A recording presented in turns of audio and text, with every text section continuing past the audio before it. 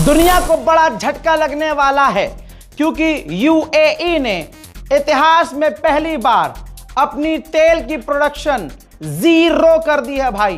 बिल्कुल ये समझ लीजिए यूएई की तमाम कंपनियां तेल की बंद हो चुकी हैं।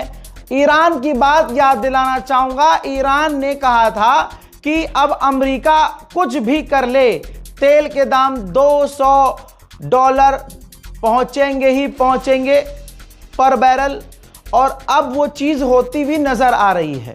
सिर्फ यूएई तेल की वजह से बर्बाद नहीं हो रहा है, बल्कि प्राइवेट कंपनियां जो बड़ी बड़ी वहां ब्रांड हैं, बड़ी बड़ी कंपनियां हैं भाई, यूएई ने खुद उनको जो भी कहा हो तो उन कंपनियों ने अपने एम्प्लॉय से भी कह दिया है भैया कि आप अपने यहां वापस लौट जाओ।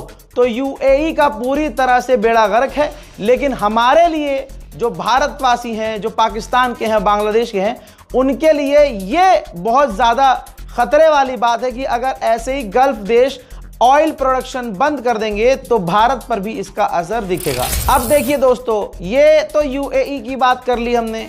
अब आते हैं कतर पर।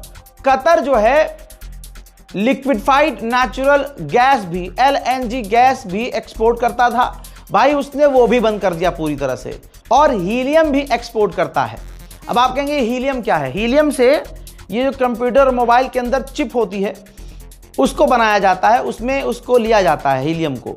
तो अब हीलियम भी एक्सपोर्ट करना बंद कर दिया है, उसकी प्रोडक्शन बंद कर दी है। तो इसका असर इलेक्ट्रॉनिक मार्केट पर भी पड़ेगा। लैपटॉप हो, फोन हो, इस तरह के डिवाइसेस हो, उस पर भी। और मैं आपको बता चुका हूं कि पहले ही कि कुछ ही घंटों के अंदर आपको ये भी पता चल जाएगा कि इंडिया में लैपटॉप, मोबाइल, कंप्यूटर, डेस्कटॉप ये सब महंगे होने वाले हैं। 30% सीधा इसके रेट बढ़ने वाले हैं। जिसने हाल फिलहाल में भैया कुछ मोबाइल खरीद लिया हो, लैपटॉप खरीद लिया हो, वो फायदे में है। लेकिन अभी आप देखेंगे कुछ ही दिनों में इन तमाम चीज़ों के दाम बहुत ज़्यादा बढ़ने वाले हैं। याद रखिएगा, ये तमाम उम्मते मुस्लिमा पर वाजिब है कि सही खबर को शेयर करें, क्योंकि अमेरिका इजराइल की पसंदीदा ये जो गोदी मीडिया है ये मेहनत कर रही है। आप देखिए इनकी औकात देखिए, ये कर क्या रहे हैं। इजराइल और अमेरिका की और ईरान की लड़ाई चल रही है, ये इसमें मोदी एंगल डाल रहे हैं।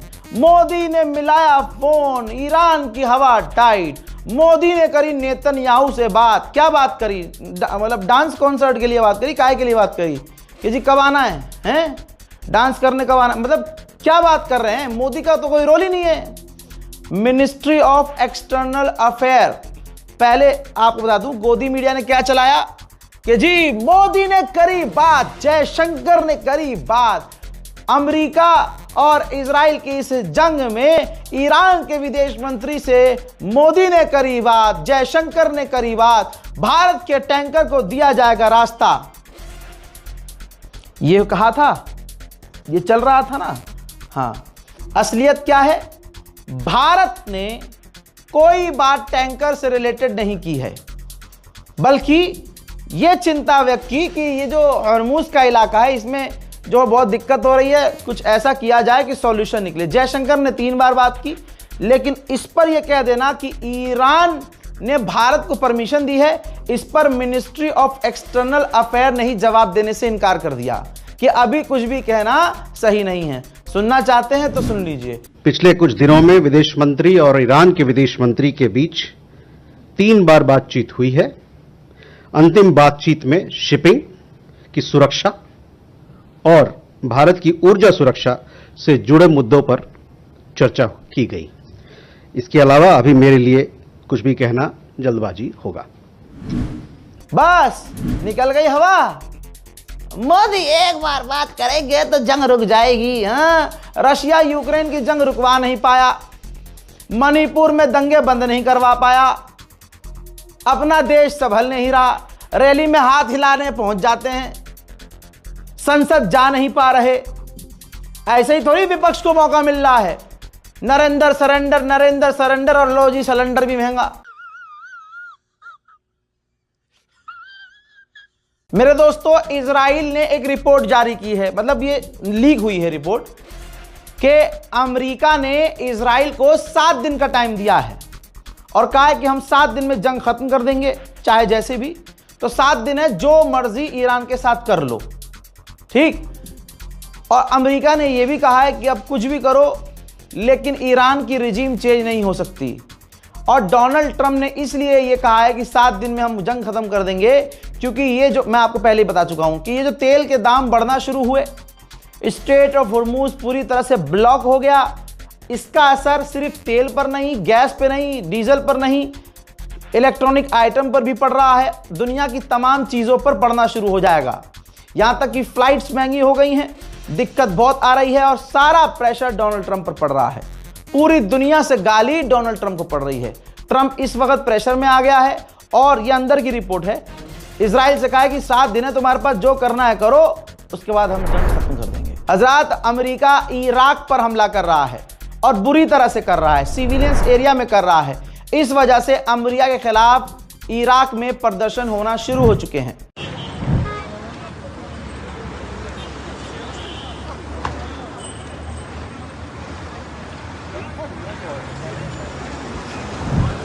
IRGC ने कहा कि अमेरिका ने हमारे पोर्ट पर हमला किया, इस वजह से हमने बहरीन के पोर्ट पर हमला किया।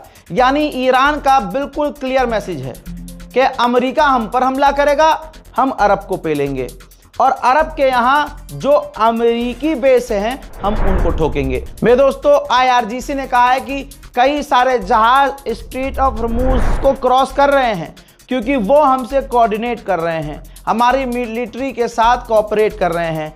लिहाजा वो जहाज जो हमसे बात कर रहे हैं, कोऑपरेट कर रहे हैं, हमारी बात मान रहे हैं, वो जहाज निकल रहे हैं। मेरे दोस्तों, इजराइल की भी हवा टाइट हो चुकी है, बिल्कुल टांगे भीग चुका है वो। दोस्तों, रिपोर्ट यह है कि इजराइल के ऑफिशियल को चिंता है कि इधर से हिजबुल्लाह बजा रहा है, उधर से ईरान की मिसाइलें हमें पीट रही हैं और अब मिसाइलें बढ़िया तरीके से गिर भी रही हैं क्योंकि मिडिल ईस्ट के अमेरिका के रडार काम नहीं कर रहे हैं। जहां पहले 1 घंटे पहले इजराइल को पता चल जाता था कि मिसाइल आ रही है, अब सिर्फ 10 मिनट पहले ही पता चलता है कि ईरान की मिसाइलें हमारे करीब आ चुकी हैं, जिनको रोकने के लिए अमेरिका और इजराइल के laser air defence system, Iron Dome पूरी तरह से फेल हो रहे हैं। और आप कई बार देख चुके हैं कि अमेरिका का जो एयर डिफेंस सिस्टम इस्तेमाल भी कर रहा है इजराइल, वो भी पूरी तरह से काम नहीं कर पा रहे हैं। यहां तक कि इजराइल के लोग डिप्रेशन में जा रहे हैं, ईरान के लोग तो मिसाइलों के सामने बिल्कुल मैदान में खड़े हैं, लेकिन इजराइल के लोग बेचारे वो बंकर से बाहर ही नहीं निकल पा रहे हैं। तो इजराइल के लोगों में भी बहुत ज्यादा गुस्सा है और इजराइल के ऑफिशियल को चिंता है कि हमारा अंधा पैसा लग रहा है, नुकसान भी हो रहा है और हम 2 तरफ से हिजबुल्लाह के द्वारा भी पेले जा रहे हैं और ईरान हमें मार ही रहा है।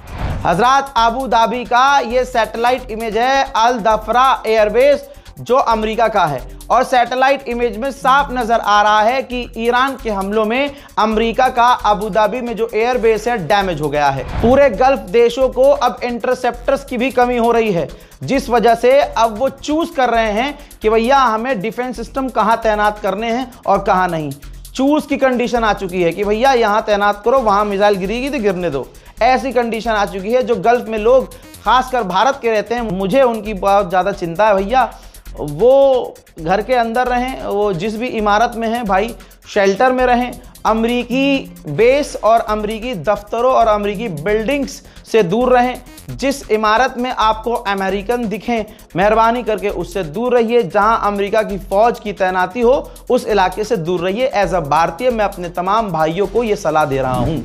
जहां पूरी दुनिया ईरान को कमजोर समझ रही थी, आज पूरी दुनिया ने देखा कि अकेले ने इजराइल, अमेरिका और तमाम अरब देशों को लाइन में लगाकर सूद दिया है।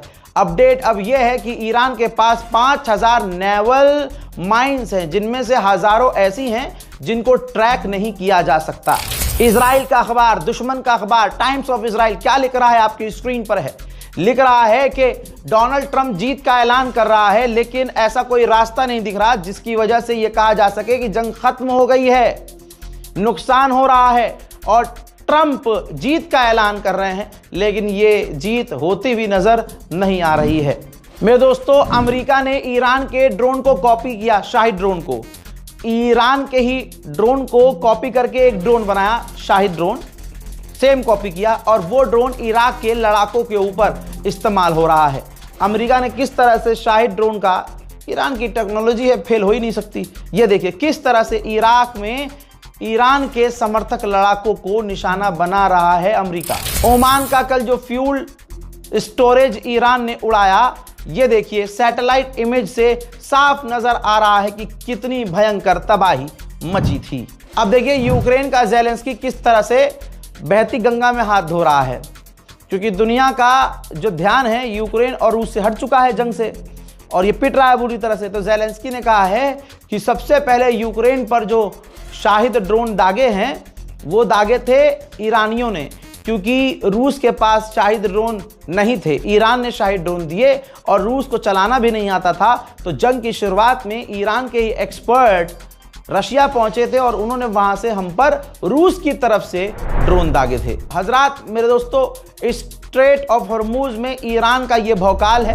18 अलग अलग टैंकरों पर हमला कर चुका है और आप यहां साइट देख सकते हैं, यहां मैप में देख सकते हैं कि अलग अलग लोकेशन पे किस तरह से ईरान, यानी आप देखिए अभी गुलाबी सुअर 3 दिन पहले कह रहा था कि हमने ईरान को बेकार कर दिया है, वो हमला करने के काबिल नहीं है। ईरान ने दिखा दिया कि साले तू काबिल नहीं है, तेरी काबिलियत गई गधे के पिछवाड़े में। हम तो पूरे स्ट्रेट ऑफ हॉर्मुज में जहां चाहे हमला करेंगे, और ईरान ने करके दिखा दिया। हजरात सैटेलाइट इमेज एक और दिखाऊंगा, पूरे सबूत के साथ चलूंगा। ये देखिए कुवैत के अंदर अमेरिका की जो साइट है, मिलिट्री साइट, डैमेज हो गई है। ईरान के निशाने पर अभी भी सारे अरब में, मिडिल ईस्ट में अमेरिका के बेस हैं। इस जंग में सबसे ज्यादा जीत और फायदा रूस का हो रहा है।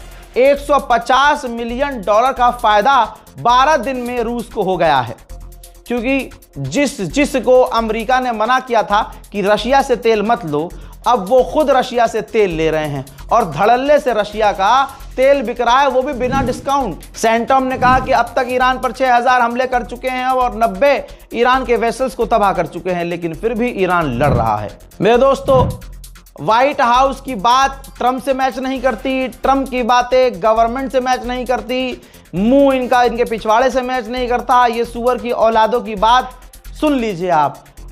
ट्रंप फिर से नंगा हो गया, अपनी ही बातों में फिर उलझ गया। ट्रंप ने कहा था कि शुरू से यही हो रहा है, व्हाइट हाउस ने भी ये कहा था, सेंटम ने भी ये कहा था, पेंटागन ने भी ये कहा था कि डोनाल्ड ट्रंप ने हमला इसलिए किया ईरान पर क्योंकि अगर अमेरिका हमला न करता तो ईरान अमेरिका पर हमला कर देता। ये तो आप सबने सुना होगा, लेकिन व्हाइट हाउस क्या कह रहा है, ये रही रिपोर्ट आपकी स्क्रीन पर। ये देखिए, ये कह रहा है अब व्हाइट हाउस कि ईरान के, मतलब ट्रंप ने कहा है कि ईरान के ड्रोन से हमें खतरा नहीं है, होमलैंड पर हमारी जमीन को खतरा नहीं है, और ना हमें कभी ईरान के हमलों का खतरा था। यही बात तो ईरान ने अभी 2 दिन पहले कही थी कि हम पर यह इल्जाम लगा कि हम अमेरिका पर हमला करेंगे, और ये कहकर हम पर हमला किया गया, जबकि हम वहां हमला नहीं कर सकते, हमारी रेंज ही नहीं है। हजरात, ईरान के नेशनल सुप्रीम काउंसिल के हेड अली लारिजानी ने कहा है कि डोनाल्ड ट्रंप कह रहा है कि बहुत स्पीडली उसे जीत हासिल करनी है, जबकि मैं बता दूं कि उसने जंग अपनी मर्जी से बड़े आराम से शुरू की थी, खत्म अब यह हमारे हिसाब से होगी। आगे उन्होंने लिखा कि तुम 2-4 ट्वीट करके जंग नहीं जीत सकते, हम तब तक नहीं रुकेंगे जब तक तुम्हें एहसास न हो अपनी गलतियों और गुनाहों का। हजरात, अरामको सऊदी अरब की बल्कि दुनिया की सबसे बड़ी कंपनी जो तेल प्रोड्यूस करती है, वो यूक्रेन से बात कर रही है ड्रोन लेने के लिए। उधर गल्फ देशों ने अपने बैंक के ब्रांचेस को भी टेम्परेरी लेवल पर बंद कर दिया है, क्योंकि ईरान ने कहा था कि हमारे बैंकों को अमेरिका इजराइल ने उड़ाया है तो इलाके के बैंकों पर हमला करेंगे हम। लीजिए, जैसा कहा वैसा हुआ, $100 पर बैरल तेल पार हो चुका है। हजरात, ईरान के कराज का एक ऑयल डिपो है जिसको अमेरिका ने पूरी तरह से तबाह कर दिया। मंजर आपके सामने। The attack on the oil depot in the city of Karaj, burning and destroying homes and schools, leaving children without classrooms and depriving families of the energy they relied on to survive the bitter winter. Now there is one school right now that I'm going to get inside. This school has been totally destroyed by the fire as a result of the explosion in the oil depot. A desolate street, innocent people who, amid the world's silence, became victims of the crimes of the United States and its allies. The air thick with the smell of burnt oil, walls blackened, and belongings reduced to charred ruins. Looking at the aggression of the United States and its allies against Iran, which violated no country's rights and remained loyal to मेरे दोस्तों, फिलहाल के इस update में इतना ही। इस report को share कीजिएगा, अपनी राय कमेंट सेक्शन में लिखते हुए हमारी खबरों को शेयर कीजिएगा। आपसे गुजारिश है कि हमारी खबर शेयर इसलिए कीजिएगा क्योंकि हमारी खबरें सच्ची हैं और भ्रमित करने वाली नहीं हैं। आधे से ज्यादा मुसलमान फर्जी न्यूज शेयर कर रहा है और फर्जी न्यूज देख रहा है। आप लोगों से हाथ जोड़कर गुजारिश है, ये जंग में मुसलमानों की हार होगी अगर मुसलमान गलत खबर सुनेगा और गलत खबर को सुनकर खुश या दुखी होगा। रिपोर्ट शेयर कीजिए। जय हिंद।